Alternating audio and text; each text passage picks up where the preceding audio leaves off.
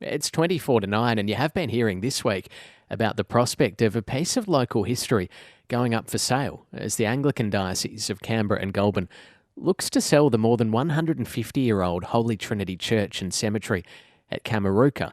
This follows a number of southeast churches ending up on the market in recent years. Bill Brown is a former ABC journalist who has had a long personal and professional association with Kameruka and its history. Bill, good morning.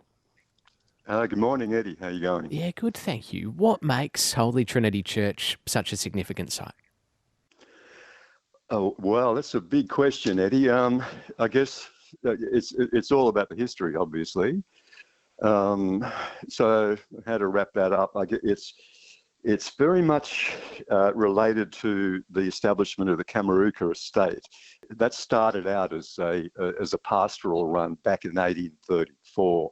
So what we're talking about is a church that's associated with the very first European settlement in Australia. And then there's a bunch of significant aspects that follow from that point.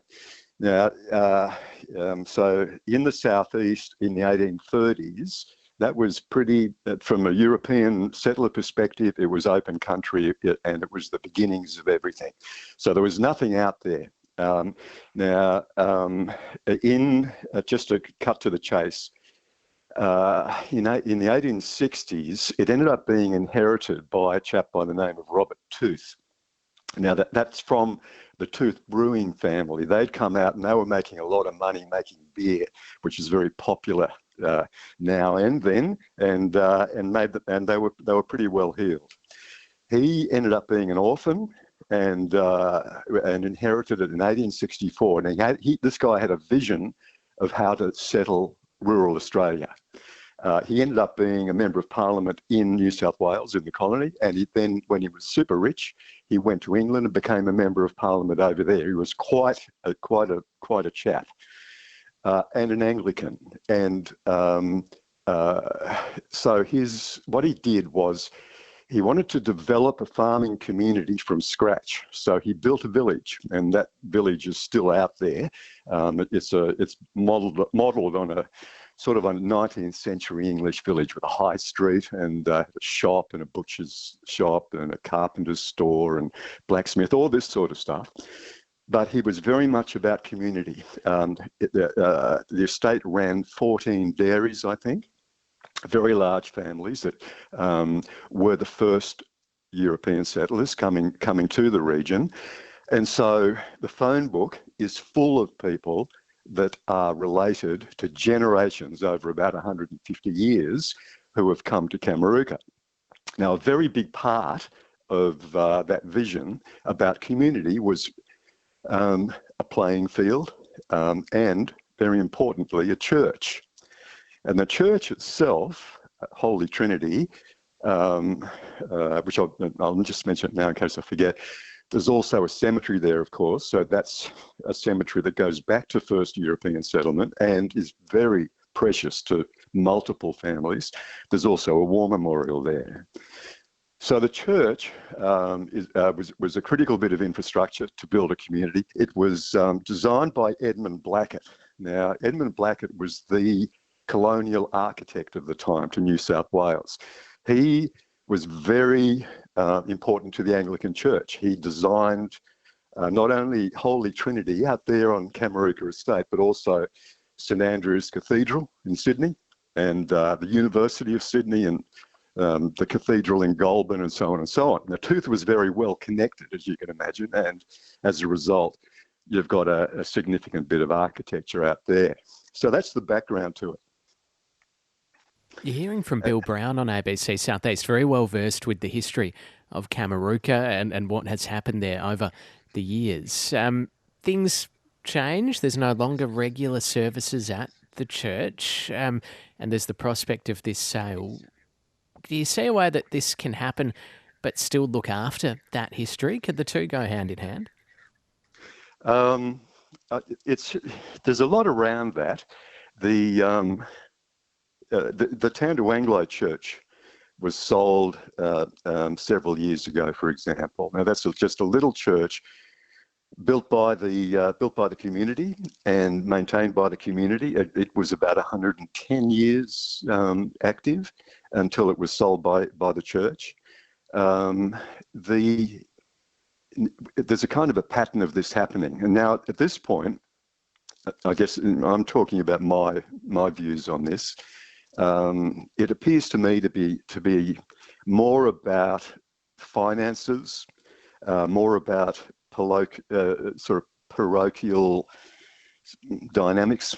When the Tandao Anglo Church was sold off, that had a massive effect on a relatively small number of people, but to who it was greatly important. And they were maintaining it. Why lose the church? Now, there's another nuance in the Kameruka one that's very important to consider in this answer, and that is that the estate was in the Tooth family for over 150 years. It was sold off in 2007 by the great-grandson of Tooth, Frank Foster. Bottom line was there was no chain of inheritance. He gave the church to the Anglican Church, to the Diocese. It was gifted to them in good faith that it would continue to operate. Now, yes, services are irregular. They are in all churches. People aren't religious anymore, but the activity that happens in that church is mightily important to those that connect with it. The cemetery brings people constantly. The church, of course, is a place for reflection. Put it together. The church is used. In terms of formal use, it's rare, but when it happens, it's incredibly special. And it's maintained. It continued to be supported in its maintenance by Frank after he sold it, and after Frank died, it's continued to be supported by his widow and the current owner. So, to cut to the chase, the church was given, Holy Trinity was given to the Anglican Church in good faith. If they don't want it and they want to sell it to profit from it, to support their inactivity in other areas they're struggling with an irreligious community, then really they should give it back. And the current owner is quite happy to continue maintaining it. There's no reason for this church to go. The only reason would be for the Anglican Church to top up their finances and support the larger churches, I presume, in Maroondah and Bega. A parochial kind of decision, which structurally within the church then goes up to the Goulburn Diocese, and you get into church politics. This is getting very removed from the spirit of why this thing was built in the first place. And it completely disrespects its connection with this vast community who have a relationship with the church, plus the fact that this church and estate is absolutely unique in Australian history. You gave that example of Tandao Anglo, and I was just doing some internet searching this morning around, what happens to old churches, and you find various articles all about these historic buildings being converted into houses, or often, as you sort of alluded to Airbnbs or similar accommodation. What do you think about that, seeing those pieces of history becoming used in that way? Conceptually, it doesn't sit well, but more than that, I've got a personal association with the place. I played cricket for Kameruka for 25 years or something, and got to know Frank very well. He was a very good friend. And I made a documentary for the ABC some years ago about the history. I'm really literate with all of that, so I'm influenced by those factors. But with the Tandao Anglo one, that was I did a story on the sale of that. I was working where you are, and it was incredibly active in a small portion of the community. There was Eileen Target, the Target family were particularly central, the Bryan family, and so on. It goes on. Now, these are all multi-generational local people. Eileen was the lay preacher there.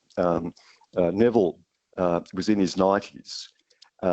They had a service regularly. Only several people would turn up. But the problem was that there was an issue with the minister having to drive out all that far on a dirt road, and inconvenience, and it's on the periphery of whatever parochial interests are going on in that community. And when this church, here's the example. Neville lived not maybe a year or so after that, he was baptized there, married there. This is the whole thing with these churches: birth, deaths, and marriages over multiple generations. Even if they'd held off for a couple of years, at least he could have had his funeral there. That's the gut-wrenching part of it, is when it actually hits the reality of the lives of people to whom a church is particularly significant.